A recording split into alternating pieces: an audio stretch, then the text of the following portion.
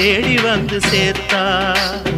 தேவி இந்த ஆத்தா எங்க தேவையெல்லாம் தேடி வந்து சேர்த்தா. தாய்மையிலே பார்த்தா நோய்களிலே காத்தா பூவெடுத்து போட்டா பொன்னளப்பா ஆத்தா பொன்னளப்பா ஆத்தா பொன்ன